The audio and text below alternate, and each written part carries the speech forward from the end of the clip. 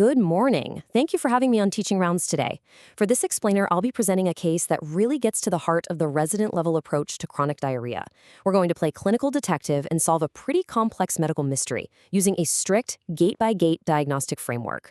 I'll walk you through my exact thought process, the pathophysiology driving every single decision we made, and how we finally landed on the underlying diagnosis behind a completely normal-looking colon. Let's map out our roadmap really quick. We're going to cover the clinical presentation, review the normal water budget, navigate the workup algorithm, calculate the stool osmotic gap, diagnose microscopic colitis, and then wrap up with some essential clinical pearls and pitfalls. So, starting with Act 1, the clinical presentation, a 5-month mystery. 12 pounds. That is the exact amount of unintentional weight loss this previously well 54-year-old woman experienced over the last 5 months, dropping her BMI from 24 down to 22. Now, a steady, unprovoked drop like that in a middle-aged woman with diarrhea, that's a massive red flag. It immediately tells us we aren't dealing with a simple functional bowel issue. We are absolutely hunting for a systemic or organic process. Let's look at the full picture of her presentation. She's having 6 to 8 watery, non-bloody stools every single day. Crucially, she wakes up 2 to 3 times a night to go, and she has this crampy lower abdominal pain that eases up right after. Fasting, she noted it changes almost nothing. No fever, no blood, no travel, sick contacts, antibiotics, or, sugar-free gum habits. Her history is notable for Hashimoto hypothyroidism on levothyroxine, and her mother actually has autoimmune thyroid disease too. She's had no prior bowel surgery, radiation, or laxative use. Her daily meds include omeprazole, sertraline, and naproxen. On exam, her mucosa were a bit dry, soft abdomen with mild diffuse tenderness, absolutely no surgical scars, normal rectal tone, and occult blood was negative. Now, to explicitly answer the 3 pathophysiological questions you challenged me with on rounds earlier. First, why does the combination of nocturnal stools and weight loss completely take irritable bowel syndrome off the table? Well, IBS is a functional disorder. It basically goes to sleep when the patient does. Night waking and significant weight loss mean organic disease until proven otherwise. Second, her lack of response to fasting tells me the bowel is actively secreting fluid independent of what she eats. That points us firmly away from an osmotic cause and right toward a secretory one. And third, why did I deliberately hunt for surgical scars? I needed to confirm she had an intact terminal ileum to rule out prior resection, which would leave her unable to reabsorb bile acids, leading to a bile acid diarrhea. Moving to Act 2, the normal water budget, tracking the flow. This really shows the immense physiological reserve of the GI tract. Think of it like a massive fluid sponge. Every single day, roughly 9 liters of fluid reach the small intestine from diet, saliva, and gastric, biliary, and pancreatic secretions. The small bowel acts as the primary sponge, absorbing about 8 liters of that. Just 1 liter gets delivered to the colon. The colon then absorbs about 900 milliliters, leaving a mere 100 milliliters as normal stool water. Because there are liters of reserve built in here, any disruption, whether it's a huge influx overwhelming the colon or the colon failing to do its job, rapidly leads to excessive stool water and clinical diarrhea. So there are 2 primary ways to generate that watery stool, osmotic and secretory. In osmotic diarrhea, an unabsorbed solute sits in the lumen holding on to water. Think magnesium laxatives or unabsorbed lactose. Because the solute comes from the diet, if the patient fasts, the diarrhea dramatically stops. The gap is at or above 100, and stool pH usually drops below 6 from fermented carbohydrates. Secretory diarrhea is fundamentally different, and this is why we care so much about fasting. The epithelium actively pumps anions into the lumen, or sodium absorption is actively blocked, and water obligatorily follows. Since this is driven by the gut itself, fasting changes absolutely nothing. It runs relentlessly, waking the patient at night. The gap here stays normal, meaning it's below 100. Which brings us to navigating the workup algorithm, gate by gate. By treating this process like a series of strict gates, we logically narrow down the cause without shotgunning expensive lab panels. This gated approach is the absolute cornerstone of high-value clinical care. At Gate 1, we check fecal fat to look for malabsorption. Hers was negative, so she stays right on the main trunk of our algorithm. At Gate 2, we check inflammatory markers, occult blood, fecal white cells, calprotectin, and lactoferrin, all completely negative.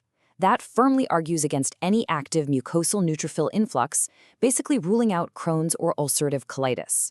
She clears the first 2 gates perfectly. Next up, the stool osmotic gap, doing the math. This is where we mathematically separate osmotic from secretory. The formula is 290 minus twice the sum of stool sodium and potassium. You might wonder, why assume 290 instead of just measuring the osmolality?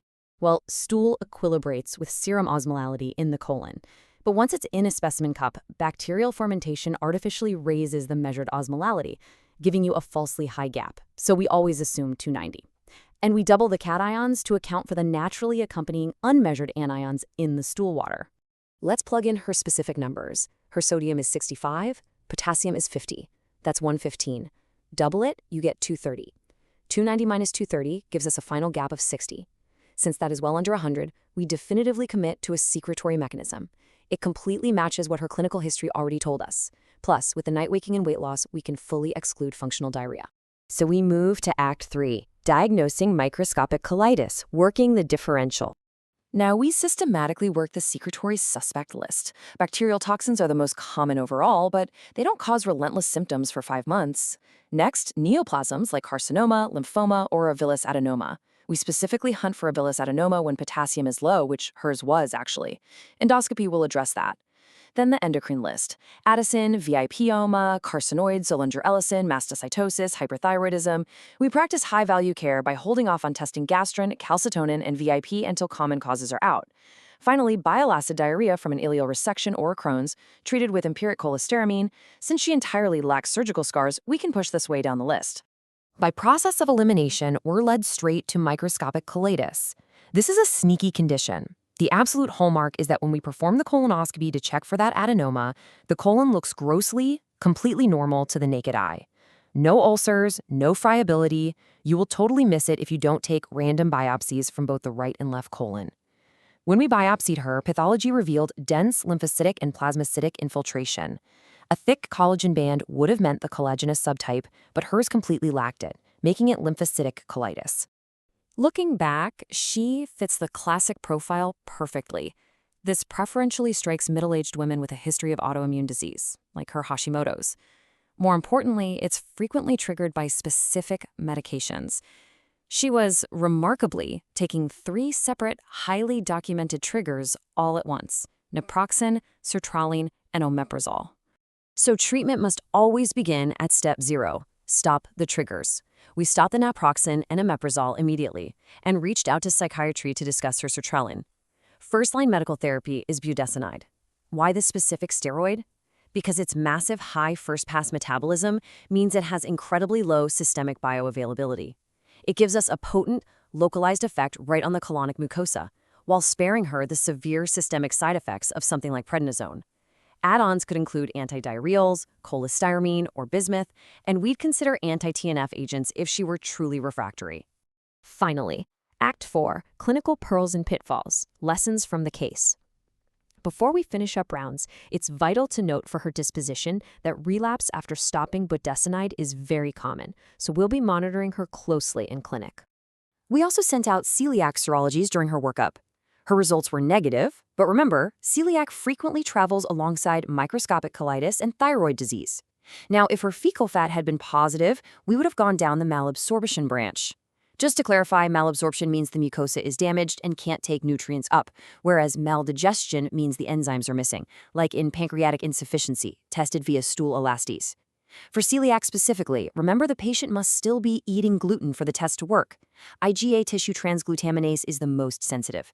Duodenal biopsy shows blunted villi and crypt hyperplasia, and absent HLA-DQ2 and DQ8 fully excludes it. Reflecting on this workup, there are 3 huge pearls to take away. First, nocturnal diarrhea and weight loss are organic until proven otherwise. Second, finding a low potassium alongside secretory diarrhea means you absolutely hunt for a villous adenoma. And third, incredibly common meds like PPIs, NSAIDs, and SSRIs love to hide in plain sight on a med list while driving severe GI symptoms. But if you only remember one golden rule from this entire evaluation, it's this: a normal-looking colon is not a normal colon. Biopsy it. If we just looked at her healthy-appearing mucosa and pulled the scope, we would have left her with months of continued suffering and no answers. It really makes you wonder, doesn't it? How often are we completely overlooking the side effects of common daily medications when we're trying to solve these mysteries? Thanks for your time on Rounds today. I hope this structured dive into chronic diarrhea and microscopic colitis proves useful for the team.